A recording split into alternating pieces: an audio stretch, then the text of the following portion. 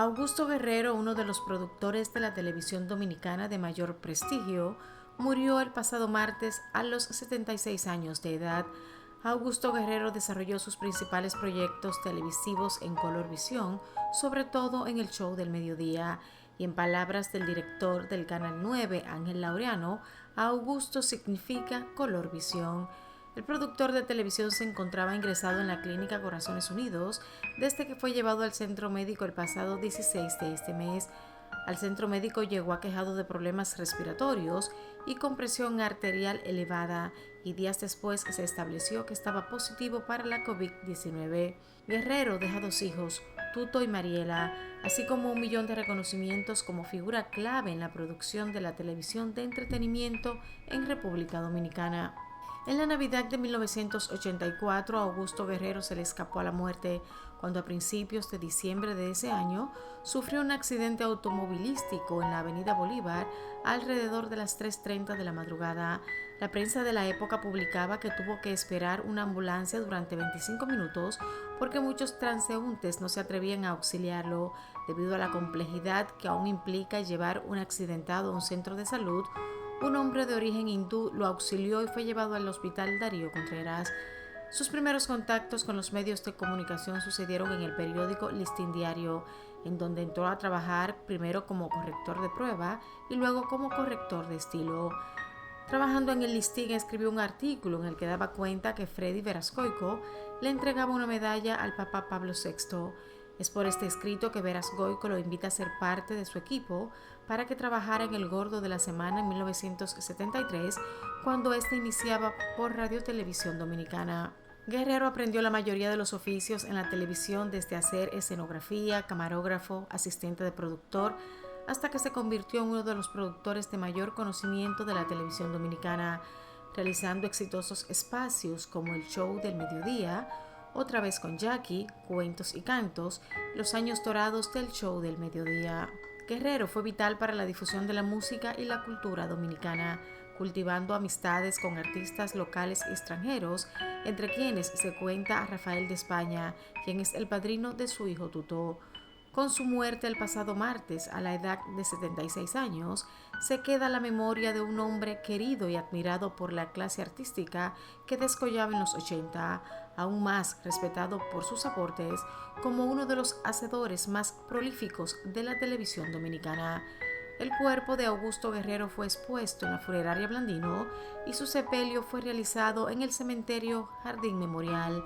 Paz a su alma.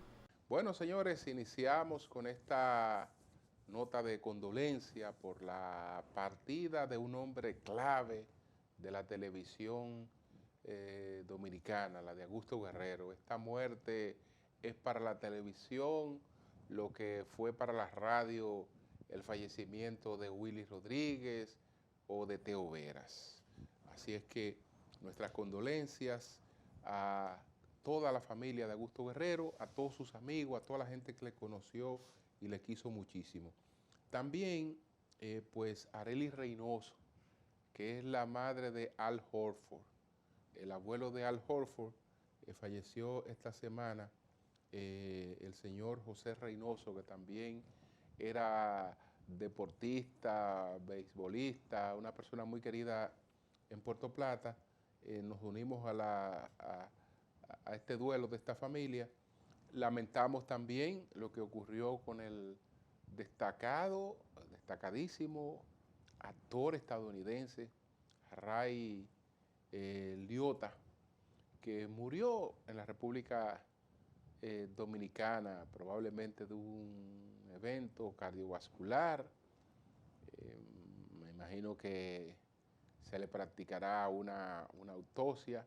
Él estaba aquí en labor de filmación y de paseo, de descanso, porque estaba filmando una serie aquí en la República Dominicana, pero también estaba disfrutando de nuestra zona colonial en compañía de su novia. Él estaba hospedado en un hotel de la zona colonial y ahí fue hallado muerto. Señores, esta semana se produjo un acontecimiento importante, que fue el inicio de la primera gran obra de desarrollo en el polo turístico de Pedernales. En verdad se iniciaron dos obras. La que estoy destacando en estos momentos es por Cabo Rojo, es decir, el puerto de Cabo Rojo, que va a ser algo similar a lo que tenemos en Puerto Plata. En Puerto Plata tenemos dos puertos de crucero. El más reciente está en el centro histórico de Puerto Plata. La misma empresa que construyó ese puerto turístico estará a cargo del desarrollo y la construcción del puerto turístico de Cabo Rojo. Y estamos hablando de que en diciembre del año próximo se está inaugurando la primera etapa, si se están recibiendo los primeros cruceros en ese puerto, si Dios lo permite, en su primera etapa. Esto es muy importante. También se iniciaron las obras para toda la disposición sanitaria de ese entorno turístico, algo que es sumamente importante. Esperamos que pronto empiece todo el proceso con los hoteles y que se resuelva la situación para que se empiece también la construcción del aeropuerto internacional de Pedernales. Pero por lo pronto, un hecho concreto, el inicio de esta obra. Esta es una inversión privada, porque el Estado Dominicano no será quien hará la inversión. El Estado Dominicano está poniendo, lo que está poniendo el Estado Dominicano es el terreno, es el lugar. La empresa hace la inversión y opera el puerto turístico. Y eso significa que habrá muchas posibilidades de muchos otros negocios vinculados a ese puerto turístico. La verdad es que esto hay que aplaudirlo, Ojalá que entonces avancen otras cosas, incluyendo esa construcción de esa carretera que es fundamental. Me refiero a la carretera Barahona-Pedernales. Señores, se toma más tiempo viajar desde Santo Domingo hasta Barahona que el tiempo que se toma en viajar desde Barahona hasta Pedernales. Si le toma 3 horas y algo llegar a Barahona, le va a tomar 3 horas y algo llegar desde Barahona hasta Pedernales por la carretera, pero está en construcción. Está en construcción, es decir, que se irá sintiendo la mejoría poco a poco, y sobre todo si eso se declara como una prioridad. A propósito, nosotros tuvimos la oportunidad de conversar con el presidente Abinader en Pedernales. El Sol de la Mañana hizo una transmisión especial con motivo del inicio de Port Cabo Rojo. Conversamos con el presidente Abinader y quiero compartir la respuesta que el presidente ofreció a la pregunta que le formulé sobre el tema de la seguridad, que es un tema que evidentemente no solo preocupa a todos los dominicanos, sino que el presidente está bastante preocupado por este tema, y vamos a ver cómo respondió. Adelante.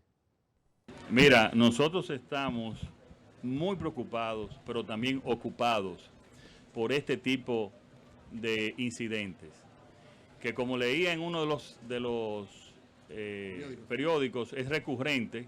Recuérdense una operación similar a finales de los años 90 con Vimenca. Sí. Después, ¿En Abraham Lincoln? Sí, no, creo que fue en la Winston Churchill. Digo, la Churchill. Sí, yo te lo digo porque yo vivía cerca de ahí. en ese momento. Y después también Parmalat. el caso de Percival, de John Percival, y de otros casos que se han dado. Entonces nosotros estamos preocupados, pero muy ocupados.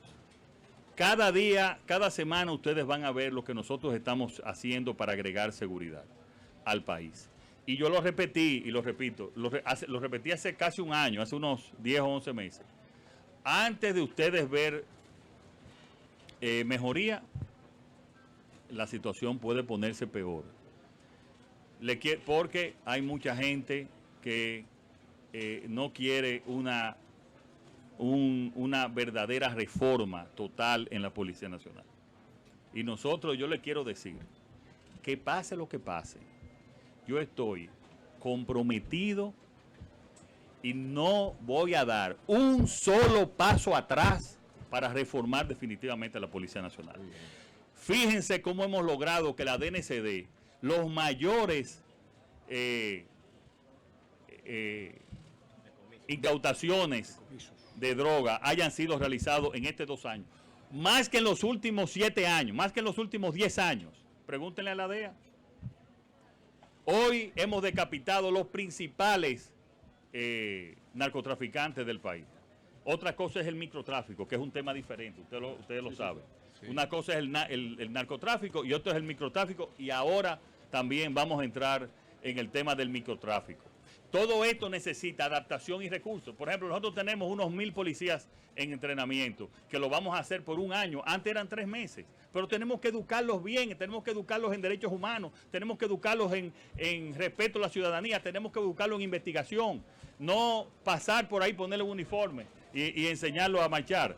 Entonces, todo esto necesita tiempo, pero al mismo tiempo nos estamos ocupando del corto, del mediano y del largo plazo. Pero que le quede claro a la población que hoy por hoy, si no es la mayor, está entre las 2 principales preocupaciones, y nos estamos ocupando, y con el paso del tiempo eso va a ir mejorando, Bueno, el hecho al que el presidente se refería sobre la pregunta que le hice era el asalto a Vimenca. A Vimenca no. El asalto que se produjo en una estación de gas en la zona oriental. Entonces, que fue una cuestión espectacular y eso, se difundieron imágenes de que supuestamente la policía había dado muerte a varias de las personas. Esas imágenes no corresponden a esos individuos, que me imagino que están siendo perseguidos, que en cualquier momento la policía tiene que presentar una solución sobre este caso. Señores, vamos a hacer nuestra primera pausa comercial. En breve, además de este acontecimiento, que fue un acontecimiento importantísimo, es decir, la primera obra de desarrollo en Pedernales, que es el puerto turístico de Pedernales. Por cierto, mis felicitaciones a Jean-Louis Rodríguez, el director de la Autoridad Portuaria Dominicana, que ha sido la entidad que ha logrado esta iniciativa. Así es que vamos a hacer una pausa y entonces al regreso, ¿cuáles otros temas estuvieron entre los 10 más importantes de esta semana? Adelante.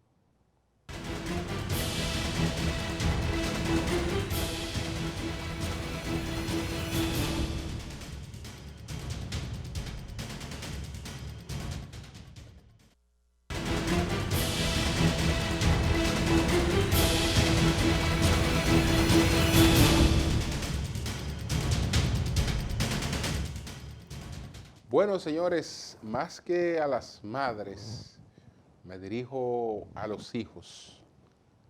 Todo el que mantenga el privilegio de tener a su madre viva, de poderla abrazar, de poderle expresar todo lo que siente por ella, pero hacerlo de manera cotidiana y hacerlo demostrándole lo importante que es ese ser humano en su vida, pues cultive ese privilegio que después que se pierde, se añora mucho. Así es que esa es nuestra salutación con motivo de la celebración en el día de hoy, del Día de las Madres. Ahora, señores, ¿cuáles fueron los 10 temas más importantes de esta semana? Adelante.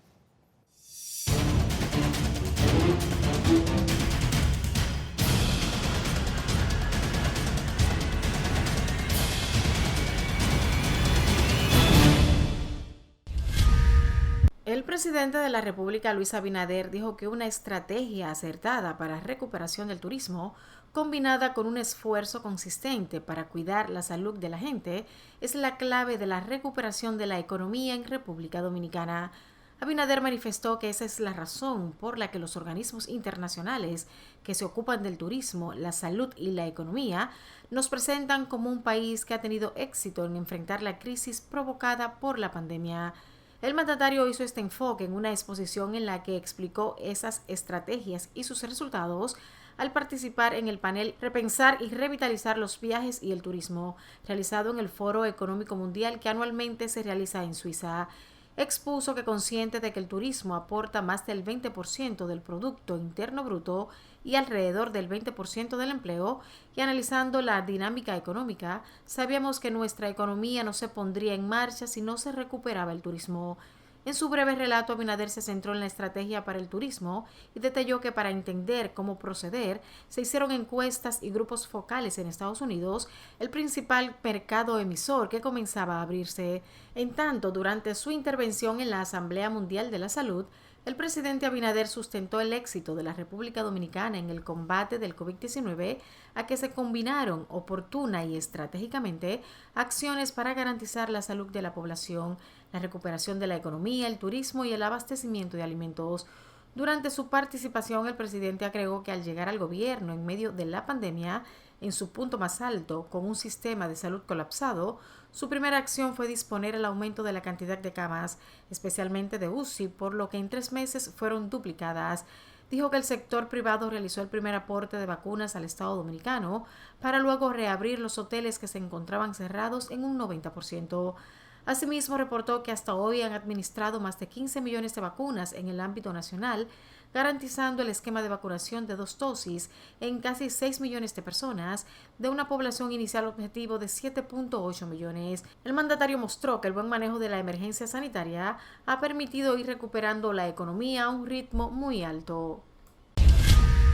Funcionarios del gobierno se trasladaron el pasado domingo a las provincias del país tras el presidente Luis Abinader ordenar que visitaran las demarcaciones para atender las necesidades principales de sus comunitarios y socializar sobre la actual gestión gubernamental. El programa denominado Gobierno en las Provincias tiene el propósito de conversar sobre la gestión y las obras en las demarcaciones provinciales. El jefe de Estado instruyó a estos servidores públicos darles prioridad a las demandas más importantes de las comunidades visitadas. La primera jornada la encabezó desde el Palacio Nacional la vicepresidenta Raquel Peña, acompañada de los ministros Lisandro Macarrulla de la Presidencia, Roberto Fulcar de Educación, de Lignia Ascensión de Obras Públicas y Comunicaciones y el director del Servicio Nacional de Salud, Mario Lama. El director de Aduanas, Yayo Sanz Lobatón, acudió a la circunscripción 3 del Distrito Nacional, donde se reunió con comunitarios, comerciantes, líderes religiosos, activistas, estudiantes y deportistas. Tras escuchar las necesidades de 19 dirigentes comunitarios, Sanz Lobatón se comprometió a volver a reunirse en el mismo lugar dentro de 45 días para dar respuestas a esas demandas. Mientras la inversión social del gobierno en la provincia de Santiago supera los 18,000 millones de pesos en lo que va de gestión, destacó el funcionario de Hacienda, Jochi Vicente. De su lado, el ministro de Industria, Comercio y MIPYMES, Víctor Ito Bisonó, anunció que el Poder Ejecutivo formalizará con la Asociación Dominicana de Avicultores un subsidio por más de 700 millones de pesos para mantener estabilidad y garantizar la producción de pollo. Tras una pausa de varios meses, el expresidente Danilo Medina volvió a las calles la semana pasada. para retomar su agenda política como presidente del Partido de la Liberación Dominicana. El expresidente encabezó en Asua un acto de juramentación de unos 13,000 jóvenes que decidieron apoyar su partido. Durante el acto, el exmandatario expresó: vamos a defender con la frente en alto las conquistas de la gente, las oportunidades, las soluciones que les están siendo arrebatadas. En todo el país se siente un solo clamor que en el 2024 el PLD volverá al poder. En otro orden, la coordinadora de litigación de la Procuraduría Especializada de Persecución de la Corrupción Administrativa PETCA, Mirna Ortiz, confirmó que investigan al expresidente de la República, Danilo Medina. Dijo que a pesar de existir una investigación y ha sido señalado en los casos Antipulpo, Coral 5G, no han encontrado elementos suficientes que les permita imputar por algún acto de corrupción al expresidente. Explicó que la pesquisa contra un expresidente tiene ribetes y una carga probatoria distinta a las de la corrupción administrativa en general. Diputados de distintos partidos políticos se mostraron en contra de aprobar, tal como vino del Senado, el proyecto de ley orgánica que regula la protección al derecho, a la intimidad, al honor, al buen nombre y la propia imagen. Los legisladores de la Cámara Baja consideraron que el proyecto puede coartar la libertad de expresión y que leyes similares se han debatido en esa ala del Poder Legislativo y serán puestas como prioridad por encima del proyecto remitido por el Senado.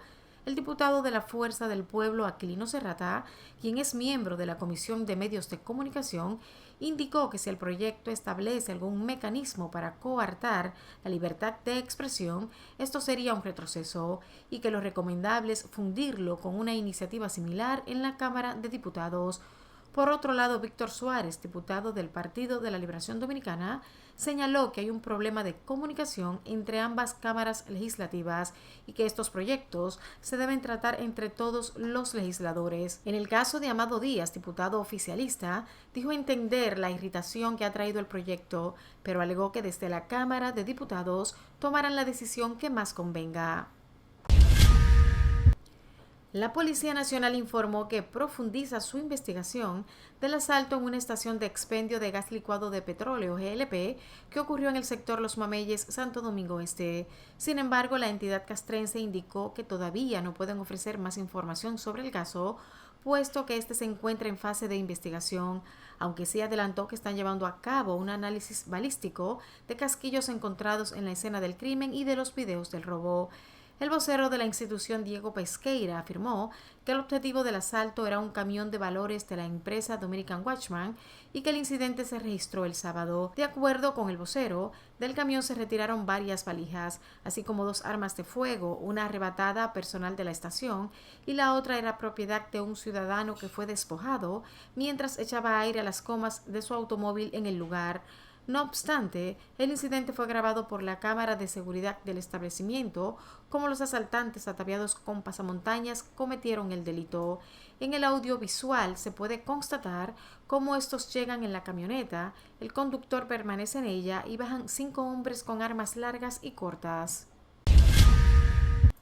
La muerte a golpes hace 2 meses de Richard Rafael Báez, el barbero, a manos de miembros de la Policía Nacional en Santiago, arroja nuevos elementos y son videos donde se escucha al encargado de la Dirección Central de Investigaciones Criminales, DICRIN, en Cienfuegos, capitán Manolo Aquino, presionarle para que diga a qué agente le había entregado el dinero que reclamaba el detenido. Esta semana circuló en plataformas sociales y medios digitales un video en el que se ve al joven Richard Báez, alias El Barbero, discutiendo con un grupo de supuestos agentes de la Policía Nacional en el destacamento de Cienfuegos en Santiago, previo a que éste perdiera la vida tras ser apresado. En el audiovisual, Báez es increpado por un oficial identificado en el video por el mismo Richard y otros presentes como Aquino, para que el detenido señalara al o los responsables de sustraerle la suma de 30,000 pesos luego de apresarlo. En el video También se observa cómo Báez, de 28 años, aún lleva puesto el t-shirt blanco ensangrentado, mientras María, en estado de gestación, le pide que suelte eso del dinero. Se recuerda que Richard Báez fue detenido el pasado 21 de marzo por los agentes policiales de una patrulla motorizada durante un operativo preventivo en la comunidad del Semillero del Distrito Municipal de Cienfuegos, provincia de Santiago. El Ministerio Público acusa a los policías de asociación de malhechores, homicidio y robo. El director de casinos y juegos de azar del Ministerio de Hacienda, Teófilo Kiko Tabar, rechazó la convocatoria a protestas frente al Palacio Nacional, hecha por agrupaciones de bancas de apuestas, lo cual calificó como una provocación innecesaria. El funcionario sostuvo que con las protestas se pretende evadir la responsabilidad de las bancas para regularizarse, para no declarar lo que tienen, ni que sea conocido quiénes son los dueños reales de estos negocios. Al acercarse la fecha límite para presentar la declaración jurada, promueven protestas frente al Palacio Nacional, porque el propósito de algunos es continuar dentro del desorden en el que lo encontró este gobierno, con miles de bancas y puntos de ventas ilegales, pago de sobreprecios, venta de números por vía de dispositivos móviles y otros aspectos similares, sostuvo Tabar. Kiko Tabar recordó que el Ministerio de Hacienda emitió una resolución para la regularización del sector, estableciendo una dispensa por un plazo de 120 días para regularizar sus permisos, buscando el sector de bancas se regularice y pasen de ilegales a regularizados, cumpliendo con el pago de los impuestos, y aquellos que no cumplieran con las reglamentaciones establecidas se ajusten a ellas. El gobierno dominicano afirmó que los apagones que han afectado a varias regiones del país en las últimas semanas obedecen a la salida por mantenimiento o averías de varias plantas eléctricas. Entre las plantas afectadas se encuentra la termoeléctrica de Punta Catalina, la mayor del país, que tiene uno de sus generadores fuera de servicio por mantenimiento, según explicó el ministro de Energía y Minas, Antonio Almonte. En varias ciudades dominicanas se han reportado cortes de electricidad de al menos 8 horas al día en los últimos días, una situación que no era habitual en tiempos recientes. La causa principal de esos apagones es la salida no programada y por un tiempo excesivamente largo de la unidad 1 de la central termoeléctrica Punta Catalina. Ante esa situación y la necesidad de fortalecer el equipo humano encargado de la operación de Punta Catalina, Jaime Aristia Escuderes, administrador de la generadora, le recomendó al presidente Luis Abinader que ordene la contratación transitoria de la empresa Tecnimonk, parte del consorcio constructor, que fue la encargada del comisionamiento y puesta en marcha de Punta Catalina. Ese apoyo de Tecnimonk en operación y mantenimiento le transferirá conocimientos precisos al equipo técnico actual y le ayudará a minimizar los errores de operación, elevando la cantidad de horas que podrán estar en línea las dos unidades de esa poderosa central, supliendo electricidad a favor del pueblo dominicano. Aristia Escuder indicó que si las dos unidades de generación de Punta Catalina estuviesen generando electricidad, los apagones, si los hubiese, serían mínimos. Una buena planificación administrativa ayudaría a que Punta Catalina cumpla con su principal objetivo, ser la columna vertebral del sistema eléctrico nacional. Rafi Pina se erigió en las 2 primeras décadas del siglo XXI como el hombre más poderoso de la música urbana, un negocio que aprendió de su propio padre, el dominicano Rafael Pina, quien cumplió 22 años de fallecido en el mismo día que el productor puertorriqueño fue sentenciado a 41 meses de prisión por posesión ilegal de armas. Con asociaciones directas con grandes figuras del reggaetón, entre ellos los populares Daddy Yankee y Don Omar, Pina empezó a principios del siglo su incursión directa en la industria musical, en la que su padre fue figura clave en los años 90, con presentaciones de populares cantantes y agrupaciones musicales en la Isla del Encanto. Rafael Antonio Pina Nieves, su nombre completo, de 43 años, también confrontó problemas con rivales, pero sus pasos ilegales lo llevaron ante los tribunales al menos por 2 motivos delicados. En 2012 se abrió un proceso judicial para investigarlo por un caso de fraude hipotecario, por el que fue sentenciado a 2 años de probatoria y una multa de $150,000, aunque no fue a la cárcel. Pina participó de un esquema para defraudar a Doral Bank por 4.1 billones mediante la compraventa de una residencia en el complejo residencial y turístico de Palmas del Mar en Humacao. Los cargos que se archivaron eran por lavado de dinero, fraude bancario y por proveer información falsa a una institución bancaria. En diciembre pasado, un jurado lo encontró culpable por posesión ilegal de un arma de fuego modificada ilegalmente y posesión de un arma de fuego por parte de un convicto federal, ya que el productor fue declarado culpable en 2015 de fraude bancario. El pasado martes, el juez federal Francisco Bezosa lo condenó a 41 meses, $150,000 de multa y su salida de prisión estará sujeto a una probatoria de 3 años. Finalmente, el autor del tiroteo que ha sacudido a Estados Unidos, Salvador Ramos, entró en la escuela primaria Robb en Uvalde, Texas, y se atrincheró en un aula donde estaban sus víctimas. Allí, mató a los 19 niños y 2 profesoras e hirió a otras personas, según detalló el portavoz del Departamento de Seguridad Pública de Texas, Chris Olivares. Ramos compró 2 rifles de asalto el día que cumplió 18 años. Antes de dirigirse al colegio y abrir fuego con una pistola y un rifle, el joven había disparado a su abuela. En su cuenta de Instagram, en una imagen publicada 4 días antes del ataque a la escuela, se pueden ver 2 escopetas semiautomáticas con el cargador enganchado. El pistolero compró sus armas inmediatamente después de cumplir 18 años el pasado 16 de mayo. El tirador de Texas sufrió bullying de niño porque tenía dificultades para hablar y por la situación económica de su familia. En lo que va de año se han producido más de 200 tiroteos masivos en Estados Unidos. La matanza en la escuela Robb de Uvalde, Texas, del pasado martes es la más reciente de una serie de ataques en escuelas e institutos estadounidenses que periódicamente reavivan el debate entre los defensores de las armas y quienes exigen una regulación más estricta o su prohibición. El de Texas es el ataque más mortífero desde diciembre de 2012, cuando un hombre armado mató a 26 personas, incluidos 20 niños, en la escuela primaria Sandy Hook en Connecticut.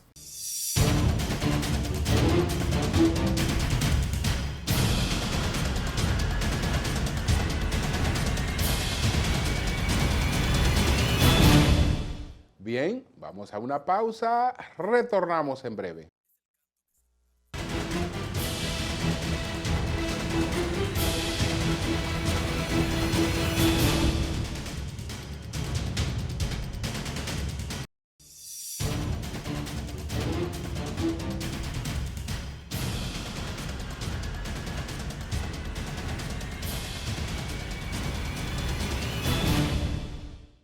Varias polémicas estuvieron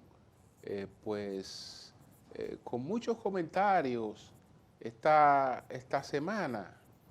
Creo que la de mayor atención es la que provocó con las declaraciones de Roberto Santana, asesor penitenciario del Poder Ejecutivo, quien denunció que la Procuraduría General de la República, que el Ministerio Público, mantiene cerrada la nueva penitenciaría de Las Parras, la que se construyó para sustituir a La Victoria, por razones políticas, que se hicieron las revisiones del lugar, que hay 8 edificios que están totalmente listos y que no se usan porque se prefiere mantener eso así, para mantener eso como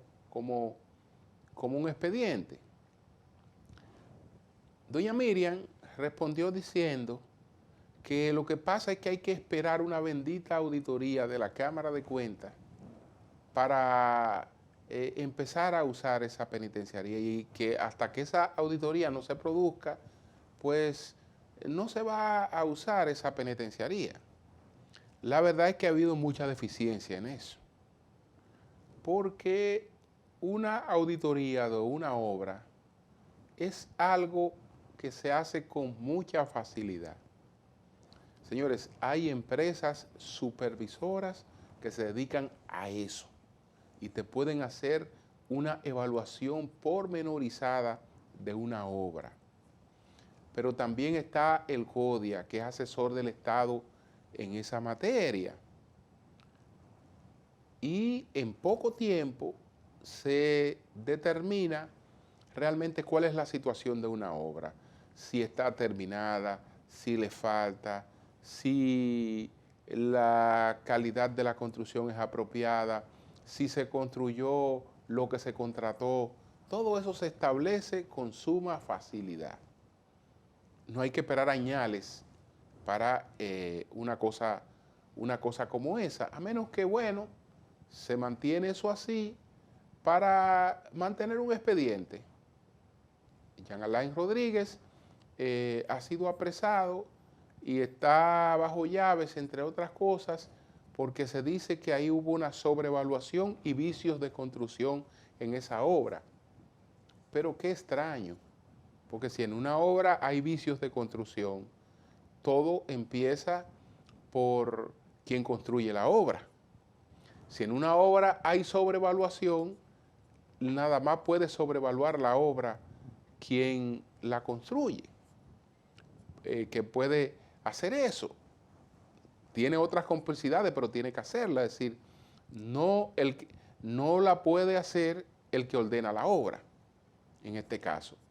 Entonces, la verdad es que eso, Roberto Santana tiene razón. Roberto Santana tiene razón. Él mismo dijo que eso era un gallinero. Pero yo puedo decir que una cosa es un gallinero y puedo tener una idea de una cosa, pero no es la idea que yo tenga, no es la idea que tiene Roberto. Cuando se evaluó eso, ¿qué pasó? Bueno, puede que yo esté equivocado. Y entonces usted lo que busca es una opinión especializada sobre este asunto, determina lo que hay ahí.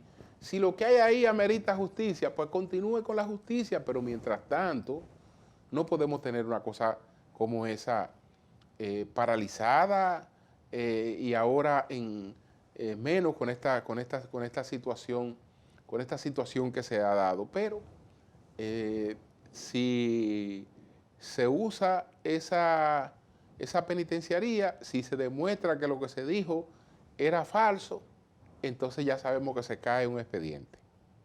Se cae un expediente que está sobre todo fundamentado en eso. Que sabemos que detrás de eso también hay un cierto ánimo de venganza, aunque no se admita, pero hay un cierto ánimo de venganza y por eso ha sido mantenido, se ha mantenido de esa forma. La otra polémica es la de Celso, que reprocha, por ejemplo, que Jaime Aristi hable de Punta Catalina. Bueno, Jaime Aristi y cualquiera puede hablar de Punta Catalina, porque estamos hablando de una inversión pública para un sector estratégico. Entonces, cualquiera puede opinar sobre Punta Catalina. Lo que hay que establecer es si lo que se está opinando es realmente fundamentado o si no es fundamentado. Entonces, lo que le toca establecer al que tiene que dar explicaciones públicas, y el que tiene que dar explicaciones públicas es el que está a cargo de esa planta o de esas plantas, el que tiene ese recurso público en sus manos, es el que tiene que decir, mire, lo que pasó fue esto, y demostrar que cualquiera que esté haciendo crítica o cuestionamiento no tiene razón.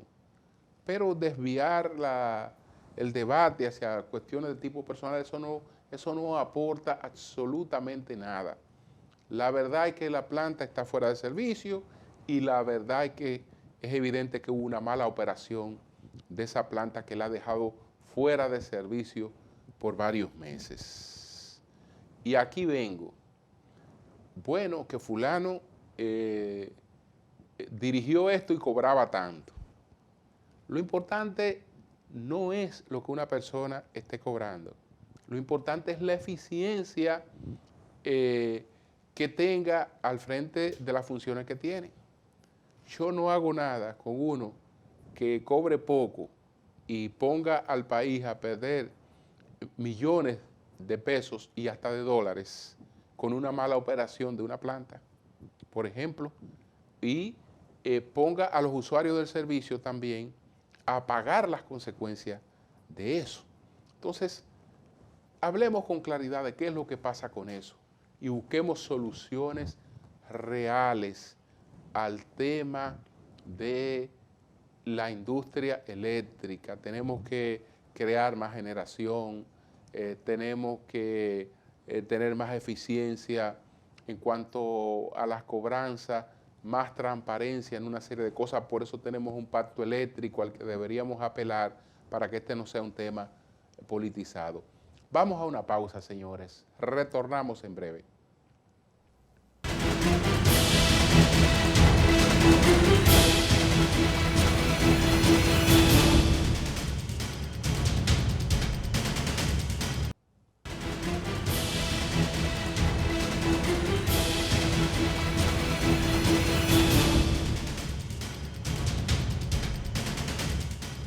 Bueno, mucha cháchara con la situación esta de Ciudad Juan Bosch, la cantidad de nacionales haitianos, los conflictos que se han dado allí. Por otra parte, la comunidad internacional olvidada de Haití, concentrada en la situación de la guerra de Ucrania. Nosotros formulamos las 3 preguntas sobre esta temática a Juan Miguel Castillo Pantaleón. Vamos a ver la respuesta que ofreció a nuestro equipo. Adelante.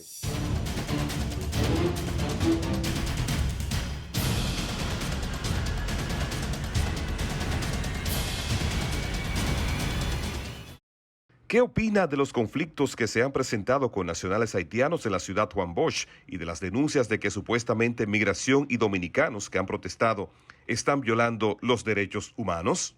Lo que ha ocurrido en la ciudad Juan Bosch es más visible en tanto que ha ocurrido en el casco de la periferia del Gran Santo Domingo. Y por lo tanto la gente ve más ahora algo que se venía incubando en otras partes del país. En el hoyo de Friusa, por ejemplo, en la zona de Bávaro, los haitianos han desplazado prácticamente en forma total la población criolla que allí habitaba. Y hay, de hecho, ciertas áreas que generaban el sustento de las personas humildes que residían allí, que han sido desplazadas absolutamente por haitianos, que tienen incluso hasta su propia policía y su propio gobierno. Es como si fuera un pequeño Haití. Ese tema de la pérdida del control del territorio, con todo el efecto caótico y de ineficacia de la autoridad, es la consecuencia del desbalance poblacional cuando un país permite la inmigración en forma descontrolada. Es una consecuencia de la irresponsabilidad de las políticas públicas. Con respecto a las protestas hechas por dominicanos, estas se enmarcan dentro del ejercicio de sus facultades como ciudadanos, porque el derecho a la protesta pacífica está garantizado constitucionalmente. Y obviamente cuando un grupo de dominicanos sale por las calles con la bandera nacional reclamando la expulsión de extranjeros en condición migratoria ilegal y exigiendo a las autoridades que cumplan su deber, están por lo tanto ejerciendo esa ciudadanía responsable. Vergüenza tiene que darle a las autoridades dominicanas y a todo aquel que diga que eso es incorrecto. ¿Qué piensa del alquiler de inmuebles a familias haitianas y si no considera natural que ante el clima de inseguridad que viven en Haití, parte de su clase media trate de residir provisionalmente en la República Dominicana? Los proyectos habitacionales de carácter social que el gobierno construye tienen un marco jurídico que proviene desde la época del gobierno de Trujillo, que fue el primer régimen que construyó proyectos habitacionales dirigidos a sectores humildes. Son los llamados proyectos de habitacionales de mejoramiento social. Y sobre ese marco jurídico hay restricciones para la ocupación de estas viviendas que son construidas y subvencionadas por los impuestos de todos los demás dominicanos, que solamente pueden ser habitadas por los beneficiarios de esos proyectos, que buscan la desarrabalización de áreas y hacer práctico el ejercicio del derecho a la vivienda de los más humildes, aquellos que están en la capa más deprimida de la economía de la nación y que les resulta difícil adquirir una vivienda. En esa legislación estos bienes son considerados bienes de familia y por lo tanto deben las autoridades correspondientes del área verificar que estos proyectos habitacionales estén ocupados por los beneficiarios. Esas casas no son para alquilarlas ni mucho menos para venderla. La ley prohíbe el traspaso de estas viviendas. Entonces, eso es una situación que obviamente también es una muestra más de la falta de supervisión y de la irresponsabilidad de las autoridades. Obviamente, el deseo de toda persona que se ve en su país cerrada la posibilidad del desarrollo humano, busca mejores horizontes. Lo que está siguiendo la población haitiana, obviamente, en gran parte, es huir de una situación de disolución del Estado haitiano, pero la migración debe ser ordenada. Y lo cierto es que una gran parte de los haitianos que ingresan al país también lo hacen sin reunir las condiciones, pero el negocio de la venta de visas por parte de los cónsules dominicanos en Haití se ha convertido en otra forma de tráfico humano, porque eso es un mercado de corruptelas. Entonces, no hay faceta alguna, incluso de la migración legal, que no esté marcada por la disfuncionalidad del Estado dominicano y la falta de visión en una política migratoria integral. Del mismo modo, también, por la contumelia, por la corrupción que circunda alrededor del tráfico humano, que es sumamente lucrativo. Deja más dinero el tráfico humano que las drogas. ¿Qué piensa de la postergación de la crisis política, económica y social que vive Haití, que ha quedado totalmente invisibilizada porque toda la atención de Estados Unidos y de Europa se ha colocado en la guerra de Putin contra Ucrania? Haití ha dejado de ser interés de las cadenas noticiosas vinculadas al gran capital norteamericano, cuando ya no había más recursos que exprimirles a ese pobre país, a ese desgraciado país, a quien hasta los recursos de la caridad y la misericordia internacional las potencias les robaron.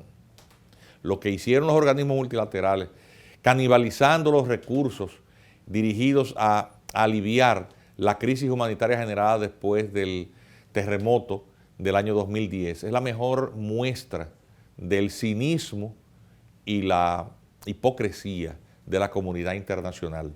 Obviamente, cuando hay un hecho noticioso o una situación geopolítica, las cadenas noticiosas ocupan la atención en esos nuevos temas y postergan aquellos que, aunque siguen estando presentes en su cruda realidad, dejaron de interesarse porque ya no servirán de motivo para esta forma perversa del capitalismo del desastre, es decir, explotar como fondo de comercio una crisis humanitaria. No es por esta crisis ahora que hay ahora en Ucrania, con el conflicto entre esa nación y Unión Soviética, que Haití ha dejado de estar en los titulares de los medios noticiosos hace años, luego de que Haití ya no había más nada que sacarle. Haití ha sido abandonada y exprimida como un bagazo por el cinismo de esa comunidad internacional, principalmente las potencias que la ocuparon y la explotaron hasta dejarla en los huesos. Estados Unidos, Canadá, Francia, Inglaterra y en general todos aquellos países que componen el cínico grupo de naciones llamadas el Core Group.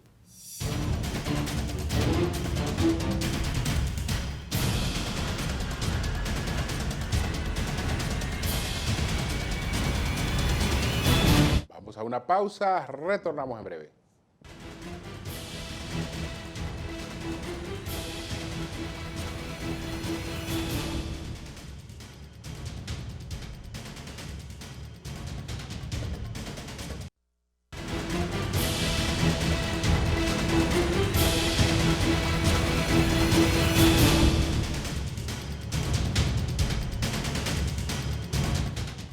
Bueno, señores, gracias a todos por la atención de siempre. Si Dios quiere, pues el próximo domingo estamos aquí una vez más en otra entrega de Toque Final. Buenas noches.